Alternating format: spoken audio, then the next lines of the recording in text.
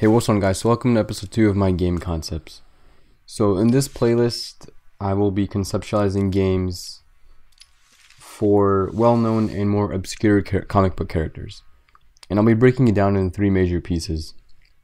Could this character even have a video game? Is it even possible to make sense for it to even be developed? And the second is, how would this game work? What kind of story would it have? Would it be an open world game? Would it be a first-person shooter? What kind of game would it be? The last question is, what kind of gameplay mechanics would the game have? Would it be mostly like a text-based game? Would it have, stealth mechanics, fighting mechanics, shooting mechanics, things like that? So the second character we'll be talking about is Daredevil. So his concept is pretty straightforward. So that kind of already answers the question 1, is the Daredevil game even possible? Since there's plenty of great stories and interesting characters, the answer is yes.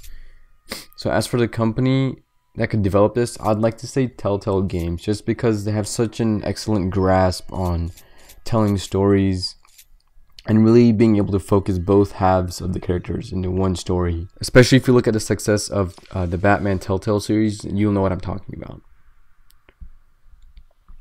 So there was actually a canceled Daredevil game from all the way back in 2002, and I'll be touching on that and taking some key points from that could be applied to this new concept that I'm talking about. So question 2 is, how would a Daredevil game work exactly? Well, for starters, even though he's a lot like Batman, that doesn't mean his game has to be super similar. For starters, instead of making an open world game, I think a Telltale style, story heavy game seems much more appropriate. As for the actual story, it can take cues from comics like Born Again, Lowlife, King of Hell's Kitchen, and the Murdoch Papers. Obviously, with their own twist. They can't exactly replicate the whole exact comic, because it wouldn't really make sense to include some characters, just because they haven't really been established in Telltale's universe of Marvel characters yet. Which brings me to the set of villains which we could possibly have. So obviously, Wilson Fisk as the Kingpin, Bullseye, the Hand, and depending on how the story goes, maybe you could have Lady Bullseye along with some other minor characters. As for allies, you'll obviously have Foggy Nelson, Ben Urich, and Karen Page. And then at times you could have the Punisher and possibly the Defenders. Maybe, who knows? Which would be cool to have the Defenders, or at least have them reference to the Defenders, letting us know, they also exist in Telltale's universe, not just in the Netflix universe. The best element to the story could be the conflicting elements between Matt Murdock's world and Daredevil's. I think it's best to stay away from an origin story type of game and focus on a much more experienced version of both halves of this character. Maybe at this point Matt's been Daredevil for a number of years, and he's a lot more experienced, and not just at practicing law, but as the Devil of Hell's Kitchen. So he's a lot smarter, he's a lot stronger, he's a lot more agile, things like that. And as for the Matt Murdock half of the game, it could be focused around court trials, but not just the court trials. It could also be focused around, maybe Matt has to do some stealthy work around areas of Hell's Kitchen, like, he has to spy on people or hear conversations, so he has to get close to people and, just sneak around, not just the court trials, because I think that would bore people if it was literally just court trials for the Matt Murdock half. I think one cool thing that they could add to the story is, for example, in some of these comics, Daredevil has actually come pretty close to crossing the line between killing and not killing. And I think Telltale can really play with that when players approach missions as Daredevil. Like a hero-devil kind of meter that changes based on how players finish each encounter. So, maybe at the end of episode 1, you have to choose to kill or not to kill, this one bad guy. And if you kill him, then it's going to affect that devil meter, and it's going to fill up the devil half of the meter. And then if you choose to just spare his life, just beat him up a little bit, then it'll fill up the hero meter on the other side. And that'll change how your story progresses as you progress through the game. But that's not to say that Daredevil's events won't affect Matt Murdock's life either. Like, for example, let's say Matt kills a number of the Hand members. And let's also say that in that next morning he has a court trial to go to. And because of those actions from the night before against the hand, he isn't able to perform at his best at the trial, which in turn lets the person being charged set free or something like that. Just as an example. These events can start off small with minor consequences, and they can build up as more bad deeds overshadow the good. And then by the end of the game, players can have multiple versions of the character that developed based on the choices that people made when they played. So some of these, the three best endings you can have. The first one would be a man broken by crossing the line, but also who makes new allies that fit his newfound personality and motives.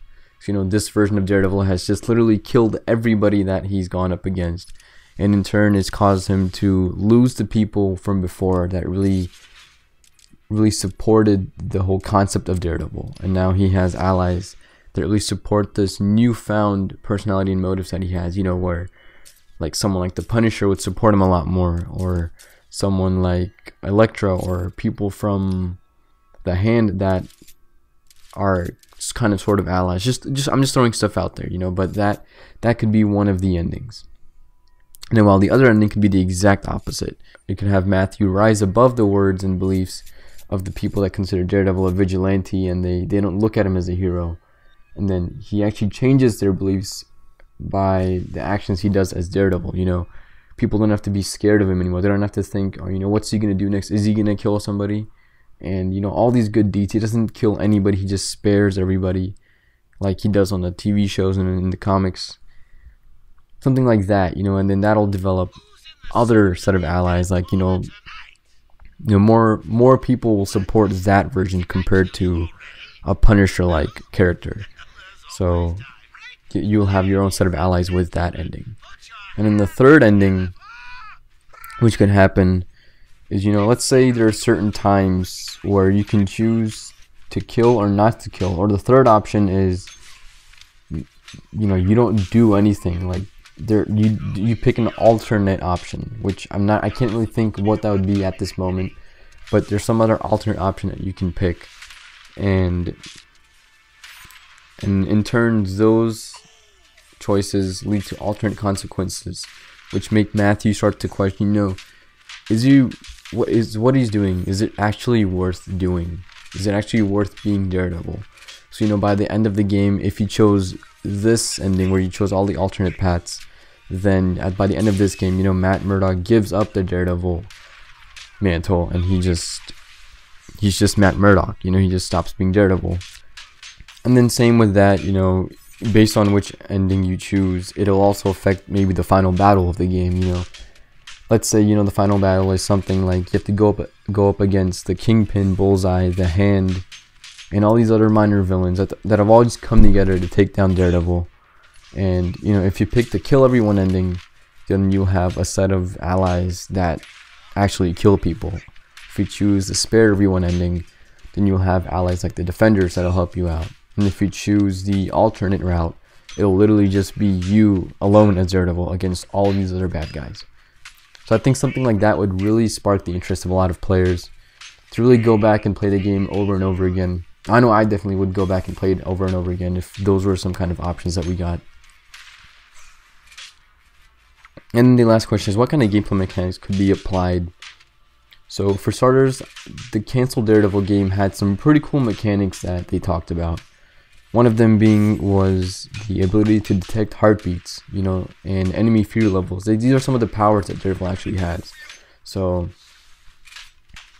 also other features could be like, it could let players know when somebody is lying or telling the truth, like in the Matt Murdock sections of the game, for example.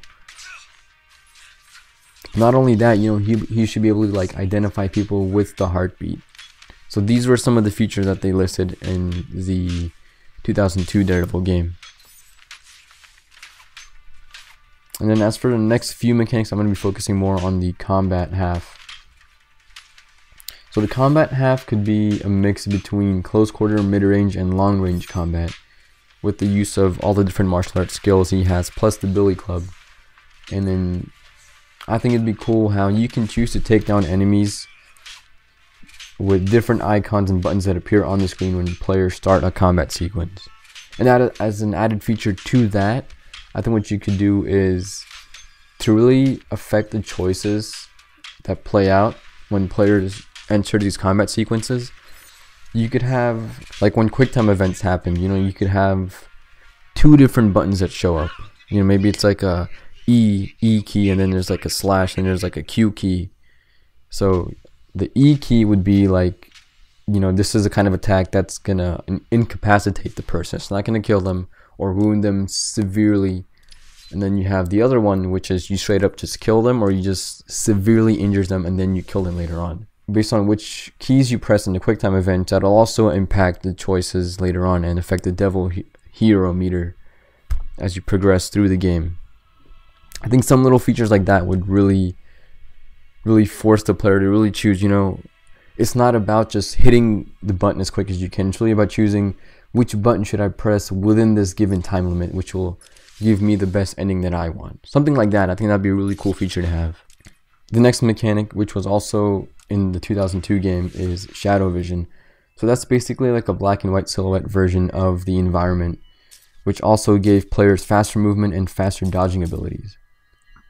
I think this could definitely be implemented into Telltale's game, but minus the faster movement and dodging abilities. Instead, I think you can add constraints to the players, and really, you know, when you're in the shadow vision mode, it slows the player movement down because it requires a large amount of focus on Daredevil.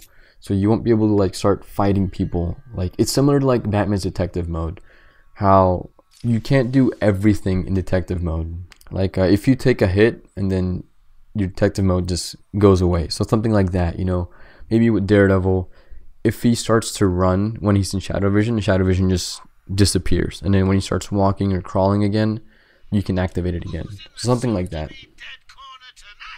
I also want to point out that all of these mechanics that I've mentioned don't have to apply just to Daredevil. They can apply to Matt Murdock as well. You know, when he's in the court trial, he can use shadow vision to identify people with their heartbeats, and then you can tell how they're lying or not. And then, you know, even in the stealth situations as Matt Murdock, you can hear heartbeats and footsteps and things like that, you know, and chatter that's going around. So these mechanics really apply to both halves of the character. But that wraps up the gameplay mechanics. So in conclusion, you know, a character like Daredevil has so much potential for a video game with exceptional storytelling and innovative mechanics, and it's really just a matter of time before this kind of character gets his own game.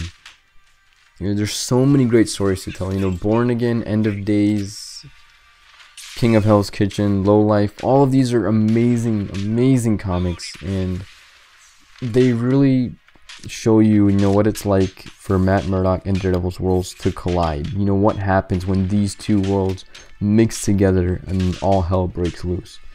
And it's just incredible storytelling. They're really dark comics, but I think it really works in their favor because Daredevil's a really dark character and Batman's a very dark character. So I think just mixing Telltale with Daredevil and making some kind of Daredevil game like this would be absolutely incredible. There's just so much potential for it, in my opinion.